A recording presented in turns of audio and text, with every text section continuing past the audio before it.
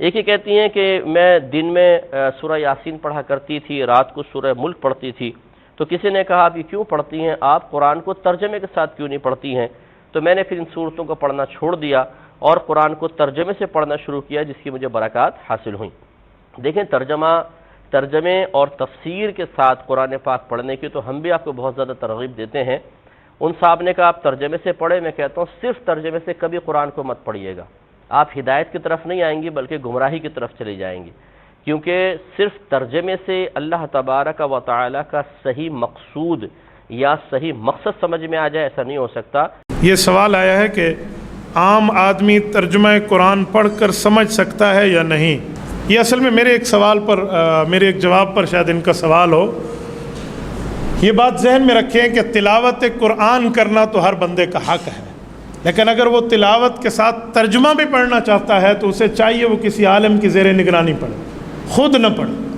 وہ خود ترجمہ پڑھنے بیٹھ جائے گا نا تو بعض مقامات ایسے آئیں گے جس جگہ وہ شکوک اور شبہات اور سوالات میں مبتلا ہو جائے گا. وہاں وہ سمجھائے گا جو تعلیمات نبویہ پڑھ چکا ہوگا، جسے احادیث پر عبور ہوگا اور شریعت کا ماہر ہوگا، وہ سمجھائے گا. ورنہ عام بندہ تو پریشان ہو جائے گا، اور ایسا پریشان ہوگا کہ اللہ نہ کرے کہیں گمراہی میں مبتلا ہو جائے، جسے قرآن کہتے ہیں یہدی بہ کثیرا ویضل بہ کثیرا، کہ قرآن کے ذریعے ہدایت ملتی ہے تو بعضوں کو گمراہی بھی ملتی ہے. تو اس گمراہی کا کیا کرو؟ لیکن جی اس سے جہاں فائدہ ہے بغیر استاد کے نقصان بھی ہے. جی بالکل حضرت علماء کرام ہی اسی کا خاصہ ہیں الحمدللہ. تمام کے تمام علماء تمام مکاتب فکر کے، اس میں حضرت تقی عثمانی صاحب ہوں، مفتی منیب الرحمان صاحب ہوں، یا اس کے علاوہ علامہ حسن رضوی صاحب ہوں.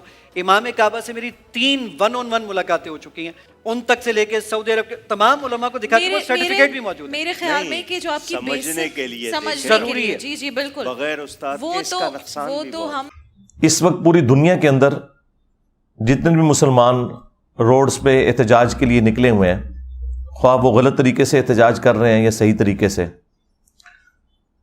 ان سب مسلمانوں سے میرا سوال ہے، ایک ہی سوال، کیا اس کتاب قرآن کے ساتھ آپ کی محبت جذباتی محبت ہے، جو ایک ہندو کو بھی اپنی کتاب سے ہے، ایک کرسچن کو بھی اپنی کتاب سے ہے، ایک یہودی کو بھی اپنی کتاب سے ہے، ایک سکھ کو بھی اپنی کتاب سے ہے؟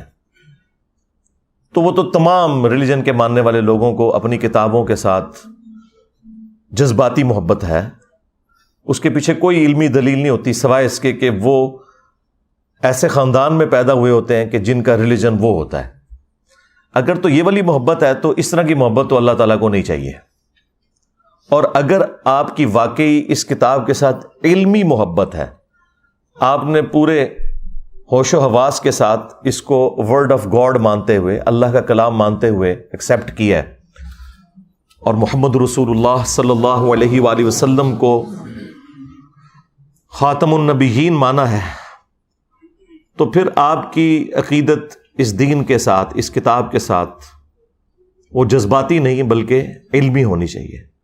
جذباتی محبت تو پھر بھی ختم ہو جاتی ہے، علمی محبت جو آپ نے پورے وثوق کے ساتھ، دلائل کے ساتھ حاصل کی ہوتی ہے نا، وہ کبھی بھی ختم نہیں ہوتی. تو میرا تو اپنا پوائنٹ آف ویو یہ ہے کہ مسلمانوں کی اکثریت 99.99% لوگ قرآن حکیم کے ساتھ صرف جذباتی محبت رکھتے ہیں، علمی محبت نہیں رکھتے. اب آپ پوچھیں گے کہ اتنی بڑی سٹیٹمنٹ کے پیچھے دلیل کیا ہے؟ تو صرف ایک دلیل، اور وہ یہ ہے کہ کتنے مسلمان ہیں جنہوں نے قرآن کو اپنی نیٹو لینگویج میں ترجمے کے ساتھ پڑھا ہے، یہ جاننے کے لیے کہ میرا رب مجھ سے کیا چاہتا ہے. اگر تو یہ علمی محبت ہوتی تو یہ کام کر لیا جاتا. آپ کا کوئی دوست بھی فورن ملک سے اپنی لینگویج کے اندر خط لکھے تو آپ 50 بندے ڈھونڈیں گے جو آپ کو ترجمہ کر کے یہ بتائیں کہ وہ آپ سے کیا کہنا چاہ رہا ہے. کدھر ڈالر تو نہیں بھیج دیتے؟ ہاں، یہ بھی ہو سکتا ہے نا، کہ ہو سکتا ہے ریمیٹنس میرے لیے بھجوائیں اور مجھے پتہ نہ چل رہا ہو. لیکن قرآن وہ مظلوم کتاب ہے کہ جو دنیا میں سب سے زیادہ پڑھی جاتی ہے، لیکن اس کا تاریک پہلو یہ ہے کہ دنیا میں سب سے زیادہ بغیر سمجھ کے پڑھی جانے والی کتاب اگر کوئی ہے نا تو وہ یہ کتاب ہے، سب سے زیادہ بغیر سمجھ کے. اس وقت بمشکل 15 سے 20% مسلمان ہیں جو بائی برتھ عربی ہیں. باقی تو 85% کے قریب مسلمان جو ہیں وہ اجمی ہیں, ادر دین عرب ہیں, اور ان کی نیٹو لینگویج عربی نہیں ہے, اور ان میں سے بھی کتنے لوگ ہیں جو سیکھتے ہیں. تو اگر علمی محبت ہے مسلمانوں کی تو یہ جو پروٹیسٹ ہو رہا ہے یہ اپنی جگہ, سب سے پہلے تو اپنے خلاف پروٹیسٹ کریں نا, کہ ہم نے اس کتاب کے ساتھ کیا کیا ہے. ہماری عوام نے, ہمارے علماء نے, عوام نے اسے مردے بخشوانے کا ذریعہ مان لیا ہوا ہے, بس اس سے زیادہ کچھ نہیں ہے. یا زیادہ سے زیادہ کسی نے چھلانگ ماری تو ناظرہ, کسی نے تھوڑی لمبی چھلانگ ماری تو بچے کو حفظ کروا دیا, ایک طوطا بنا دیا جسے کچھ نہیں پتا, اور وہ اس امید میں ہے کہ یہ حافظ قرآن ہمیں ساتھ لے کے جائے گا. کتنے لے کے جائے گا یہ آگے جا کے پتا چلے گا. بھائی یہ جو ابو داؤد کی حدیث المستدرک للحاکم میں جو حدیث موجود ہے, مشکات کے اندر بھی موجود ہے, حافظ قرآن کی فضیلت کے اعتبار سے وہ اس حافظ کے لیے جس نے قرآن کے حلال کو حلال اور حرام کو حرام جانا. جس حافظ قرآن کو یہ پتہ ہی نہیں قرآن میں کیا لکھا ہوا ہے, تو وہ یہی کرے گا نا کہ رمضان کے دنوں میں چھوٹی چھوٹی وہ خشخشی داڑھی رکھ لے گا اور تراویح پڑھائے گا مسجد کے اندر جا کے, اینڈ پہ معاوضہ وصول کرے گا اس کا, اور عید والے دن جا کے شیو کروا دے گا, اور پھر اگلے رمضان میں دیہاڑی لگانے کا انتظار کرے گا. زیادہ تر حافظ تو ایسے ہی ہیں. اور جو آپ کو باعمل حافظ قرآن نظر آ رہے ہیں, تو ہمارے علماء کا بھی باعمل ہونا یہ ہے کہ کوئی پگڑی یا داڑھی رکھ لے اور شلوار ٹخنوں سے اوپر کر لے یا ہاتھ میں تسبیح پکڑ لے. یہ تو ایک چھوٹا سا جز ہے عمل کا. باعمل حافظ قرآن یہ ہے کہ جو قرآن کی تعلیمات کو منوان اسی طریقے سے تسلیم کرتا ہے اور اس پر عمل کرتا ہے. تو عمل تو اسی صورت میں کرے گا نا جب اسے پتا ہوگا کہ قرآن کے اندر کیا لکھا ہوا ہے. جب مسلمان کو یہ پتہ ہی نہیں قرآن میں کیا لکھا ہے, اس نے عمل کہاں سے کرنا ہے. اب جن لوگوں کو سمجھ تھی, یعنی علماء کا طبقہ جن کا کام تھا کہ وہ عوام الناس کو دین سکھاتے, وہ الٹا اسلام کے دشمن بن گئے انجانے میں, یا ہو سکتا ہے بعض جان بوجھ کے بھی ایسے کرتے ہوں, کہ انہوں نے پبلک میں یہ مشہور کر دیا کہ قرآن و حدیث ڈائریکٹ نہ پڑھنا, گمراہ ہو جاؤ گے. آپ مجھے ایمانداری کے ساتھ بتائیں کہ اگر یہ جملہ کوئی کافر بولے, جیوز میں سے, کرسچنز میں سے, ہندوؤں میں سے, کہ یار قرآن ڈائریکٹ نہ پڑھنا گمراہ ہو جاؤ گے, تو ہم اس کی شکل دیکھ کے یہ فیصلہ کریں گے اچھا یہ ہندو ہے نا اس لیے مجھے کہہ رہا ہے, تو ہم اس کے ساتھ لڑ پڑیں گے کہ تو قرآن کا دشمن ہے. لیکن یہ جو مسلمان نما کافر ہر جمعے کو ممبر پہ چڑھتا ہے, اور دنیا میں ملینز آف یہ کفار کے ایجنٹ مولویوں کی شکل میں ممبروں پہ چڑھے ہوئے ہیں, اور آپ کو یہ کہتے ہیں قرآن و حدیث ڈائریکٹ نہیں پڑھنا آپ گمراہ ہو جاؤ گے, اس پہ تو آپ سبحان اللہ کہہ رہے ہوتے ہیں. اس پہ تو میں نے یہ آواز بلند کی ہے نا ان کے خلاف. باقی تو سارے گونگے شیطان ہی بنے رہے ہیں, یہ دبے الفاظ میں بات کرتے ہیں. جی علماء سے جا کے سیکھیں, علماء نے تو خود قرآن نہیں سیکھا ہوا. اور پھر مجھے نہیں سمجھ آتی کہ یہ پبلک کے اندر انہوں نے کیوں مشہور کر دیا ہے کہ جی قرآن ڈائریکٹ نہیں پڑھنا. بھئی قرآن کوئی بھی ڈائریکٹ نہیں پڑھتا, آج تک کسی نے قرآن ڈائریکٹ نہیں پڑھا. ایک مسلمان اردو لنگوسٹک والا جب احمد بریلوی صاحب کا ترجمہ پڑھتا ہے تو وہ قرآن ڈائریکٹ کہاں سے پڑھ رہا ہے, وہ تو احمد بریلوی صاحب سے قرآن پڑھ رہا ہے. اگر کوئی ڈائریکٹ اشرف علی تھانوی صاحب کا ترجمہ پڑھتا ہے تو وہ قرآن ڈائریکٹ کہاں سے پڑھ رہا ہے, وہ تو اشرف علی تھانوی صاحب سے قرآن پڑھ رہا ہے.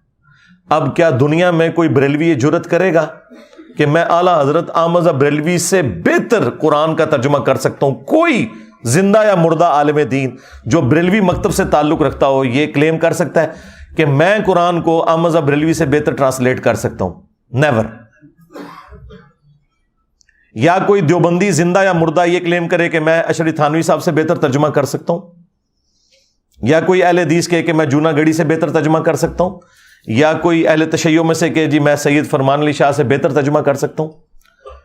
تو جب ہم لوگوں کو یہ ریفر کرتے ہیں کہ آپ اپنے اپنے مکاتب فکر کے علماء کے ترجمے پڑھیں تو ہم انہی علماء سے آپ کو پڑھا رہے ہوتے ہیں. یہ جو انہوں نے ڈھکوسلا مچایا نا کہ ڈائریکٹ نہیں پڑھنا گمراہ ہو جائیں گے, انہیں کہ ہم ڈائریکٹ پڑھ ہی نہیں رہے, ہم تو پڑھ رہے ہیں آپ کے بڑوں سے. صحابہ کرام علیہم رضوان میں 1% بھی لوگ نہیں تھے جو لکھنا پڑھنا جانتے تھے. صرف یہ تھا کہ قرآن عربی میں تھا، ان کی اپنی زبان عربی میں تھی. نبی علیہ السلام جب قرآن پڑھتے تھے ان پہ اثر ہو جاتا تھا. آج اگر قرآن آپ کی نیٹو لینگویج کے اندر ہے، آپ بے شک لکھنا پڑھنا بھی نہ جانتے ہوں، آپ کو پتہ چل جائے گا قرآن میں لکھا کیا ہوا ہے. مجھے بتائیں، یہ 11 ستمبر 2001 ٹوئنس ٹاور کا جو اٹیک ہوا امریکہ میں، اس کے بعد جو ہزاروں لوگ مسلمان ہوئے ہیں پچھلی 2 دہائیوں کے اندر، کیا انہوں نے علماء سے جا کے قرآن پڑھے؟ اور ان کی اوقات تو یہ ہے کہ دوسری اذان کے وقت لوگ مسجد میں آ رہے ہوتے ہیں. انہوں نے انگریزی میں قرآن کا ترجمہ پڑھا، اسلام قبول کر لیا. اور پھر ان میں سے کئی لوگ ہیں جنہوں نے باقاعدہ پھر اسلام کے دفاع میں کتابیں لکھی، اور یہاں بڑے بڑے علماء بڑے فخر سے بتاتے ہیں کہ دیکھیں جی یہ فلاں انگریز ہے، اس نے نبی صلی اللہ علیہ وآلہ وسلم کے حق میں یہ کتاب لکھی ہے. اب انہی علماء سے پوچھیں کہ بھئی اس کے پاس تو ڈگری نہیں ہے، تم اس کی تعریف کیوں کر رہے ہو؟ وہ کہتے ہیں ڈگری چھوڑیں، بات بڑی اچھی کی ہے، کیونکہ اس کے نام کے ساتھ انجینئر تو نہیں نہ آتا. ہاں بس چپ کیتے رہو، انجینئر آئے گا پھر دیکھ لیں گے. دیکھیں آپ لوگوں کو میں چھوٹی چھوٹی ایسی چیزیں بتاتا ہوں جس سے آپ کا دماغ کھلے، کہ جب آپ غیر مسلموں کی مثالیں دیتے ہیں کہ فلاں نے نبی علیہ السلام کی شان میں یہ کتاب لکھ دی، فلاں نے یہ لکھ دی، تو یار وہ کوئی ڈگری والے لوگ ہیں؟ نہیں، انہوں نے قرآن بھی اپنی نیٹو لینگویج میں اسٹڈی کیا ہوتا ہے، لیکن چونکہ وہ پوری نیک نیتی کے ساتھ یہ کرتے ہیں، اللہ تعالیٰ انہیں اسلام تک بھی پہنچا دیتا ہے. کئی ایسے لوگ بھی ہوتے ہیں اور ان کی ورکنگ آپ کو نظر آتی ہے اور آپ کوٹ کرتے ہیں، ان کے ساتھ کی ورکنگ آپ کے لوگ نہیں کر سکتے. اور یہی حال یہاں پر بھی ہے. جن لوگوں کو اللہ تعالیٰ نے قرآن کی خدمت کے لیے اٹھایا، آپ دیکھ لیں سارے کے سارے نان مولوی ہیں، چاہے مولانا مودودی رحمہ اللہ ہوں، ڈاکٹر اسرار صاحب رحمہ اللہ ہوں، احمد دیدار صاحب رحمہ اللہ ہوں. یہ سب کے سب لوگ اس مدرسہ سسٹم کی آؤٹ پٹ نہیں ہے، خدمت اللہ تعالیٰ نے ان سے لی ہے. تو یہ جو علماء ممبروں پہ چڑھ کے آپ کو یہ کہہ رہے ہیں کہ قرآن و حدیث ڈائریکٹ نہ پڑھنا گمراہ ہو جاؤ گے، ان سے بڑا اسلام کا دشمن کون ہو سکتا ہے؟ ہم کس حوصلے کے ساتھ ان کی یہ باتیں سن لیتے ہیں. ویسے تو لاجیکلی یہ غلط بول رہے ہوتے ہیں، لیکن ان کے یہ الفاظ کیا قابل گرفت نہیں ہے کہ تم اسلام کی پیٹھ میں چھرا گھونپ رہے ہو؟ اصل میں یہود و نصارہ کے کفار کے ایجنٹ یہ لوگ ہیں جو آپ کے ممبروں پہ بیٹھے ہوئے ہیں کہ جی قرآن و حدیث ڈائریکٹ نہیں پڑھنا. اور یہ کہہ رہے کیوں ہیں؟ ان کو پتا ہے کہ ان کے فرقے کا کوئی عقیدہ قرآن و سنت کے مطابق نہیں ہے.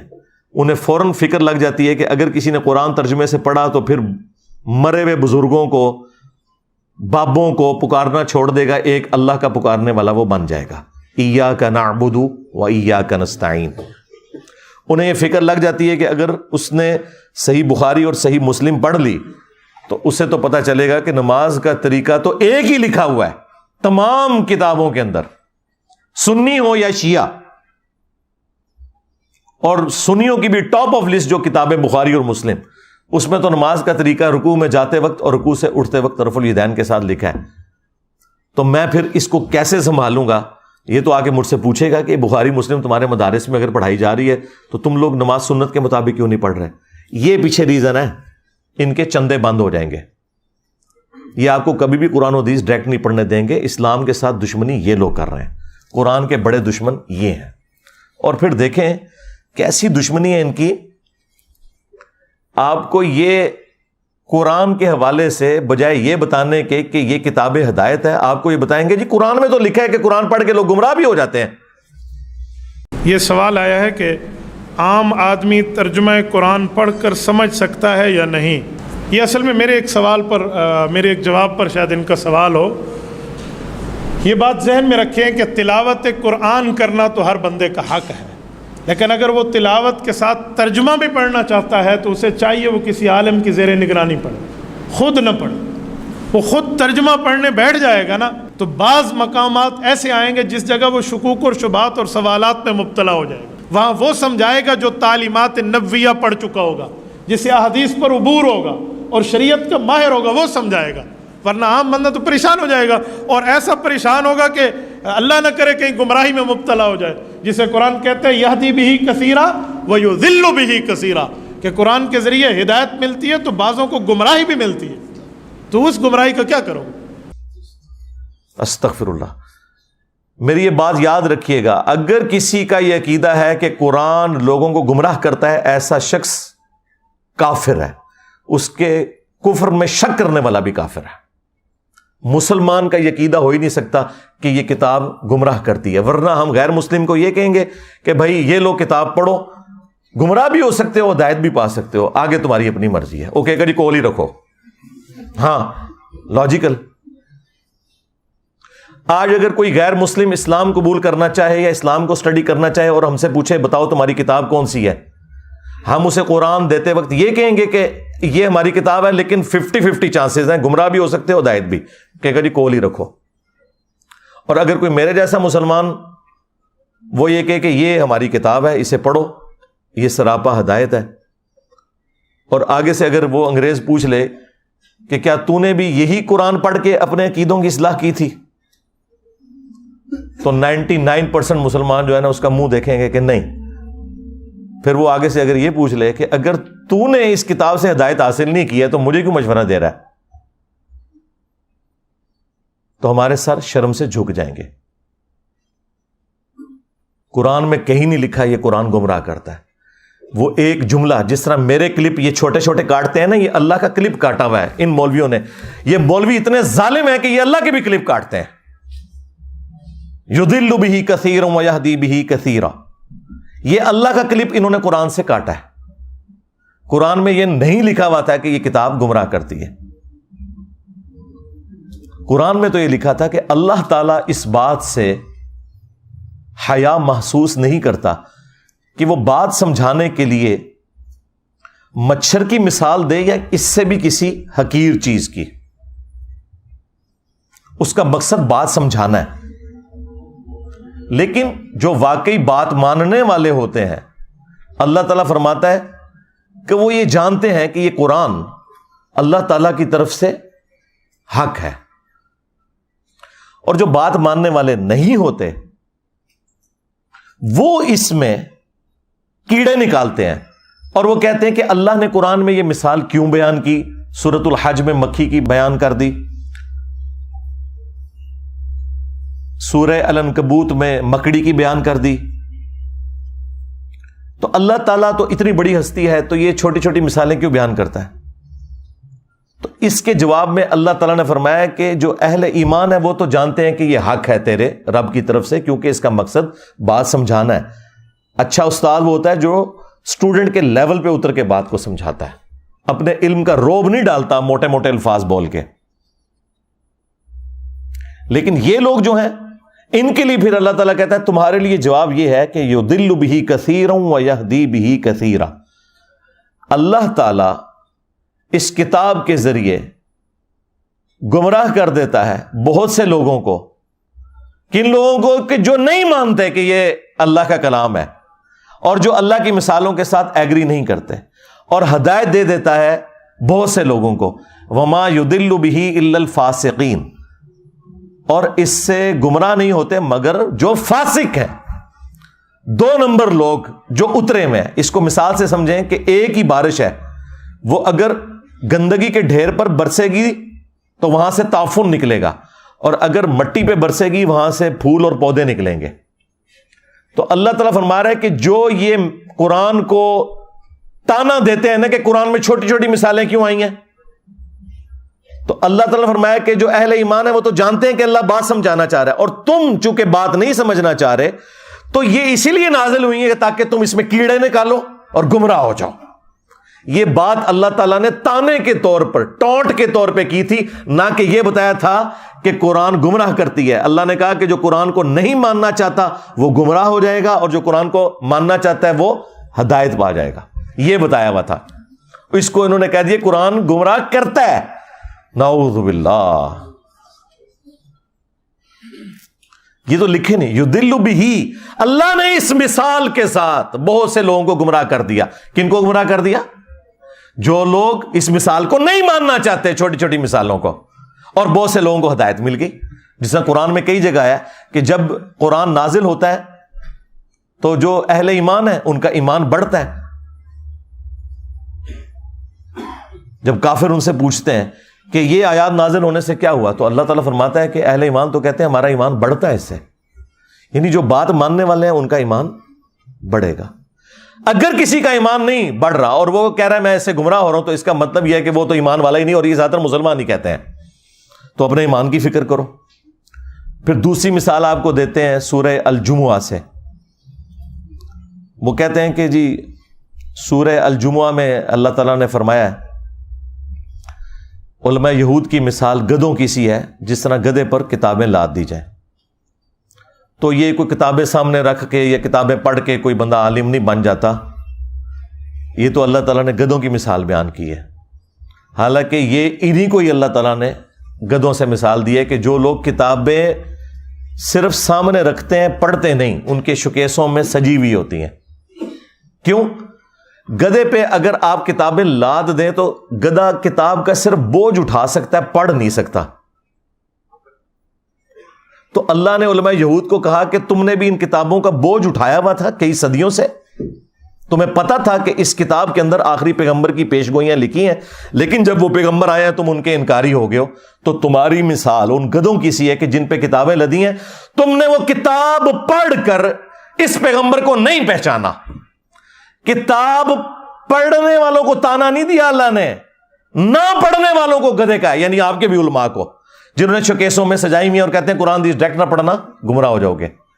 یہ مثال تو ان علماء کی بیان ہوئی بھی ہے کہ انہوں نے گدھے کی طرح بوجھ کتابوں کا اٹھایا. آج تک کسی نے بخاری مسلم سے نماز کا طریقہ نہیں اپنی پبلک کو بتایا, تو گدھو تم نے یہ بوجھ ہی اٹھایا ہوا ہے بخاری مسلم کا, اس پہ پڑھ کے عمل نہیں کیا. جس طرح علماء یہود نے نبی صلی اللہ علیہ وآلہ وسلم کی پروفیسیز دیکھ کر ان پر عمل نہیں کیا تھا, الٹا رسول اللہ کے مخالف بن گئے تھے. آج تم بھی اسلام کی پیٹھ میں چھرا گھونپ رہے ہو. یہ مطلب ہے اس کا. جی گدھوں کی مثال آئی ہے اور گدھو تمہاری مثال آئی ہوئی ہے.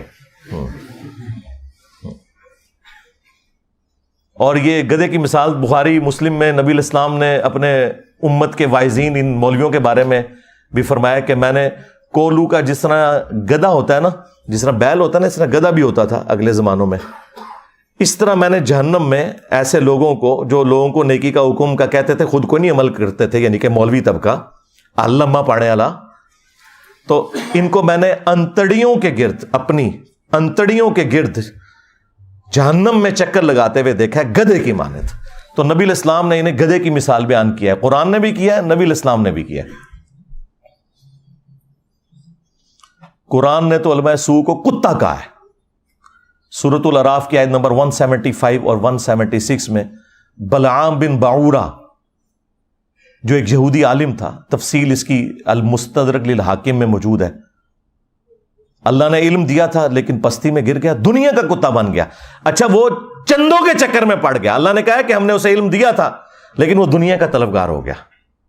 اب اس کی مثال کتے کی سی ہے. جس طرح کتا ہر وقت زبان باہر نکالے ہوتا ہے, چاہے اس کے پیٹ میں کچھ ہو یا نہ ہو, اس پہ بوجھ ڈالیں نہ ڈالیں, اس کی رالیں ٹپکتی رہتی ہیں نا, اس طرح اس کی رالیں ٹپکتی ہیں. یہ چندہ بک لے کے پھرتا رہتا ہے. آج کے دور میں قرآن پہ, سنت پہ, انبیاء کرام علیہ السلام کی تعلیمات پر عمل کرنے والوں کو اللہ تعالیٰ نے کبھی بھی قرآن میں برا نہیں کہا. ہمیشہ ان کو کہا کہ جو نام لے کر اس پہ عمل نہیں کر رہے, یعنی علماء سو.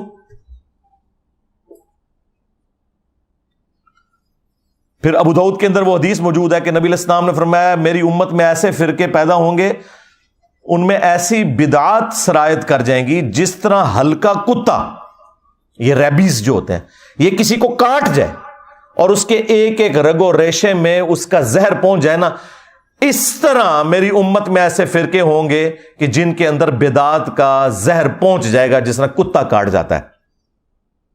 اب میں آپ سے پوچھوں گا یہ کون سا کتا ہے جو کاٹ جائے تو آپ کے جسم کے اندر مذہب کے پوائنٹ آف ویو سے نیگیٹو چیزیں انجیکٹ ہو جاتی ہیں. ظاہر ہے کسی کرکٹر, فٹ بالر, اسکواش کے پلیئر کے کاٹنے سے تو ایسا نہیں ہوگا, مولوی کے کاٹنے سے ہی ہوگا نا, کیونکہ دین کا کسٹوڈین اور دین سکھانے والا کون ہے؟ مولوی. تو یہ ہلکا کتا کون ہے؟ اور اگر آپ کو یقین نہ آئے تو آپ بریلویوں سے پوچھ لیں کہ دیوبندیوں کے علماء کیا ہیں، وہ کہیں گے بلعام بن بورا. ہاں دیوبندیوں سے پوچھیں کہیں گے بریلویوں کے علماء بلعام بن بورا. تو میں جو بات کر رہا ہوں اس کے اوپر اجماع امت ہے. ہاں ذہن میں رکھیے گا، میں نے کوئی ایسی بات نہیں کی ہے کہ جس کے اوپر اتفاق نہ ہو. وہ اپنی اینک لگا کے دیکھ رہے ہوتے ہیں نا، اس لیے ان کو برا لگ رہا ہوتا ہے. آپ کسی بھی مسلمان سے پوچھیں کہ یہ قرآن حکیم میں جو اللہ نے مختلف جگہ پہ فرمایا ہے کہ جو گمراہی کے پیشواں ہیں یہ اپنے ماننے والوں کو اپنے ساتھ جہنم میں لے کے جا رہے ہوں گے. تو اگر کسی بریلوی سے پوچھیں کیا اس سے مراد احمد بریلوی صاحب ہوں گے، کہے گا نہیں یہ تو دیوبندیاں دے بارے چ ہے. دیوبندیوں سے پوچھیں وہ کہیں گے احمد بریلوی کے بارے میں، اور یہ کہتے ہیں وہ کتابوں میں بھی لکھا ہے. نہ تسلی ہو تو المحند علی المفند اور حسام الارمین پڑھ کے آپ دیکھ لیں. شیطانی لشکر کہہ دیا ہے، کتا تے شاہی کوئی نہیں، شیطانی لشکر. شیطان سے بڑا تو اللہ کا کوئی دشمن نہیں نا اس پلانٹ ارتھ پہ، اس کائنات کے اندر سب سے بڑا گمراہ شخص اگر کوئی ہے نا شیطان ہے. تو یہ سارے ایک دوسرے کو کہتے ہیں، صرف ہم نے اس کو ایکسپوز کر دیا ہے پبلک کے سامنے کہ ان کا پوائنٹ آف ویو کیا ہے. آج بھی یہ لوگ سوچ رہے ہوں گے کہ دیکھو مسئلہ سویڈن ہی جو ہے تو انجینئر صاحب ساڑھے مگر پہ گئے ہیں. اس لیے پڑھے ہیں کہ بھائی ان کی دشمنی تو سب پہ عیاں ہے، پوری دنیا کے لوگ انہیں برا کہہ رہے ہیں. تم لوگ جو ہے نا عزتیں اویل کر رہے ہو اللہ رسول کے نام کے اوپر، تمہارے جو چہروں کے اوپر میک اپ ہے نا یہ تو میں نہیں اتارنا ہے نا. ان سے ہمیں کم تکلیف ہے. تم نے ہماری نسلیں خراب کر دی، ہمارے آباء و اجداد کو جہنم میں پہنچایا. تم لوگوں نے قرآن و سنت کے نام پہ جو تم بتاتے رہے، جو چورن بیچتے رہے، وہ ہمارے بڑے یہی سمجھتے رہے یہی قرآن و سنت میں لکھا ہوا ہے. اس نے تو دنیاوی طور پر قرآن کو آگ لگانے سے کیا قرآن ختم ہو جائے گا؟ زیادہ زیادہ ہمیں ایک تکلیف ہوئی ہے نا تو ہم اس کا اظہار کریں گے. تو مجھے بتائیں کتنے مسلمان ہیں جنہوں نے یہ آگ لگائے جانے والے واقعے کے بعد آ کے وی لاگ بنایا کہ ہاں بھائی آج کے بعد میں 5 وقت نماز پڑھوں گا، میں داڑھی رکھوں گا، اور آج سے ہی میں قرآن ترجمے سے پڑھوں گا اور میں دیکھوں گا کہ میرے رب نے مجھ سے کیا کہا ہے. تم نے میری اس کتاب کو آگ لگائی ہے، میں آج سے اس کتاب کے مطابق عمل شروع کر دوں گا. ایک کوئی گل کر کے دسے، کوئی نہیں کرتا. نہ کوئی عالم نہ کوئی وائز کسی کو کہے گا کہ تم ایسا کرو، کیونکہ کتی چورا نہ رلی ہوئی ہے.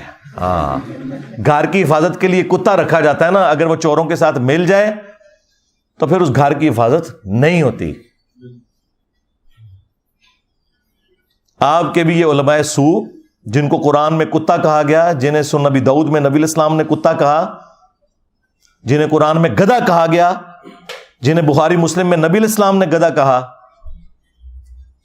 یہ بھی مل گئے ہوئے ہیں ان کے ساتھ. قرآن و حدیث ڈائریکٹ نہ پڑھنا گمراہ ہو جاؤ گے، قرآن و حدیث ڈائریکٹ نہ پڑھنا گمراہ ہو جاؤ گے. اور اس بات کے اوپر کسی کی جرت ہی نہیں ہوتی کہ بولے کہ ان کو للکارے کہ یار یہ کیا بات تم کر رہے ہو، یہ اسلام کے ساتھ دشمنی کر رہے ہو. کیا یہ قرآن و حدیث میں کہیں لکھا ہوا ہے کہ قرآن و حدیث ڈائریکٹ نہ پڑھنا گمراہ ہو جاؤ گے؟ وہ ایک آیت تھی انہوں نے جو میں نے اس کا بھی کھول دیا کہ وہ اللہ تعالیٰ کا کلپ کاٹا ہوا ہے انہوں نے. اللہ نے کہا جو قرآن کو نہیں مان رہے وہ گمراہ ہو جائیں گے، اور جو اہل ایمان ہے وہ تو کہتے ہیں یہ حق ہے. یہ ساتھ ہی لکھا ہوا ہے اسی آیت کے اندر، یہ کلپ کاٹا ہوا ہے انہوں نے. پرانی عادتاں نے نا جی، پوتڑیاں دے وگڑے نے. انجینئر صاحب دے کلپ نہیں کاٹ رہے، انہوں نے اللہ دے بھی کلپ کٹے ہوئے نے. یضل بہ کثیرا. اور ظالم انسان، کیا تجھے قرآن میں یہ آیت نظر نہیں آئی تھی؟ شہر رمضان الذی انزل فیہ القرآن، رمضان کا مہینہ وہ ہے جس میں قرآن نازل ہوا. ھدی للناس، پوری انسانیت کے لیے ہدایت ہے. وبینات من الہدی، اور اس میں ہدایت کے روشن دلائل ہیں. والفرقان، اور یہ کتاب حق اور باطل میں تمیز کرنے والی کتاب ہے. ھدی للناس، پوری انسانیت کے لیے، مسلمان ہو یا کافر ہو. اور صحیح بخاری میں ہے محمد فرق بین الناس، محمد فرق ہے لوگوں میں حق اور باطل کے اندر.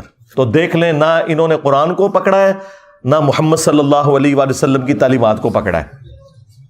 اور اگر کوئی پوچھیں تو کہتے جی پیچھے اللہ رسول ہی ہے. ہاں اللہ رسول پیچھے رکھنے واسطے نہیں ہے، اگے رکھنے واسطے ہے. پیچھے اللہ ہی رسول ہے. عزتیں اویل کی ہیں تم نے اللہ اور اس کے رسول کے نام کے اوپر عز وجل و صلی اللہ علیہ وآلہ وسلم. چندے کھائے ہیں تم لوگوں نے, جدادیں بنائی ہیں رسول اللہ صلی اللہ علیہ وآلہ وسلم کے نام پر دھوکہ دے کر لوگوں کو. مکے اور مدینے کے نام کی آوازیں لگا کر تم نے سواریاں سوار کی, لیکن پھینکی جا کے بغداد میں, اجمیر میں, دیوبند میں, بریلی میں. غداری کی ہے تم لوگوں نے, اور دیکھو پھر اللہ تعالیٰ نے تمہارے اوپر بلائے کتنی بڑی چھوڑ دی ہے. جو کہتا ہے کہ میرے نبی عیسیٰ ہے ہی کوئی نہیں, تیرے بابے تھے شے ہی کوئی نہیں. اس تکلیف کا اندازہ آپ کو ہوگا جب آپ دعوت کا کام کریں گے. پھر آپ کو پتہ چلے گا انجینئر صاحب تو بہت نرم ہے, وہ تو خالی شعر پڑھتے ہیں, ان کے ساتھ تو کچھ اور ہونا چاہیے. یہ قرآن کے ساتھ غداری ان لوگوں نے کی ہے. اگر آج مسلمان اس واقعے کے بعد یہ ایک سبق لرن کر لینا کہ ہم نے خود بھی قرآن پڑھنا ہے ترجمے سے, قرآن کی تعلیمات کو سیکھنا ہے اور اپنی اولاد کو بھی سکھانا ہے, تو میں کہتا ہوں یہ نقصان کچھ بھی نہیں ہے اگر ہم یہ کرنے میں کامیاب ہو جائیں. قرآن حکیم میں اللہ تعالیٰ نے تو آپ کے پروفٹ صلی اللہ علیہ وآلہ وسلم کا جو انسٹرومنٹ آف دعویٰ ہے نا وہ قرآن بتایا. وَأُوحِيَ إِلَيَّ هَذَا الْقُرْآنُ لِأُنذِرَكُمْ بِهِ وَمَنْ بَلَغَ. اے نبی تم فرما دو قرآن میری طرف اس لیے وحی کیا گیا تاکہ میں اس کتاب کے ذریعے لوگوں کو ڈر سناؤں آخرت کا, اور جس تک یہ کتاب پہنچ جائے اسی کتاب کے ذریعے وہ تبلیغ کرے, ڈر سنائے. یعنی جو دعوت و تبلیغ کے لیے سلیبس ہے وہ قرآن ہے, فضائل اعمال یا فضائل سنت نہیں ہے, قرآن ہے. فذکر بالقرآن من یخاف وعید. اے نبی قرآن کے ذریعے تبلیغ کریں, ڈر سنائیں ہر اس شخص کو جو اللہ کی دھمکی سے ڈرنے والا ہے. اور نبی الاسلام کے دنیا سے تشریف لے جانے کے بعد قیامت تک کے لیے اللہ تعالیٰ نے ختم نبوت صلی اللہ علیہ وآلہ وسلم کی برکت سے اس کتاب کو محفوظ بھی کر دیا. انا نحن نزلنا الذکر وانا لہ لحافظون. بے شک اس الذکر قرآن کو, یاد دہانی کو, جو اللہ کی یاد دلانے والی کتاب ہے, کتاب نصیحت ہے, ہم نے نازل کیا, ہم ہی اس کی حفاظت کرنے والے ہیں. اگلی کتابیں ٹیمپر ہوتی تھی, نیا پیغمبر آ جاتا تھا. اب چونکہ پیغمبر کوئی نہیں آنا تو اللہ تعالیٰ نے اس کتاب کو قیامت تک کے لیے محفوظ کر دیا. پھر اللہ تبارک و تعالیٰ نے امت کے لیے فرما دیا وَلَقَدْ يَسَّرْنَا الْقُرْآنَ لِلذِّكْرِ فَهَلْ مِن مُدَّكِرٍ. ہم نے قرآن کو نصیحت حاصل کرنے کے لیے آسان کر دیا, تو ہے کوئی نصیحت حاصل کرنے والا؟ اچھا یہ تو قرآن میں 4 جگہ لکھا ہوا ہے ایک ہی سورت کے اندر, یہ کہاں لکھا ہے کہ قرآن نصیحت حاصل کرنے کے لیے مشکل ہے؟ تو ہے کوئی اس سے بھاگنے والا؟ اور یہ تو آپ کو مولوی کہہ رہے ہیں قرآن و حدیث ڈائریکٹ نہ پڑھنا گمراہ ہو جاؤ گے. ان ظالموں سے پوچھو کہ ہمارا عقیدہ تو قرآن میں ایک سورت میں 4 دفعہ اللہ تعالیٰ نے بیان کیا ہے وَلَقَدْ يَسَّرْنَا الْقُرْآنَ لِلذِّكْرِ فَهَلْ مِن مُدَّكِرٍ. ہم نے قرآن کو نصیحت حاصل کرنے کے لیے آسان کر دیا, ہے کوئی نصیحت حاصل کرنے والا؟ تم بتاؤ یہ قرآن میں کہاں لکھا ہے کہ قرآن ڈائریکٹ نہ پڑھنا گمراہ ہو جاؤ گے؟ وہ میں نے بتایا, انہوں نے اللہ کا کلپ کاٹا تھا, اس کو بھی میں نے آج ایکسپلین کر دیا. تو تمہارا تو کوئی عقیدہ کوئی دعویٰ قرآن میں لکھے نہیں, اس کے الٹ باتیں لکھی ہوئی ہیں.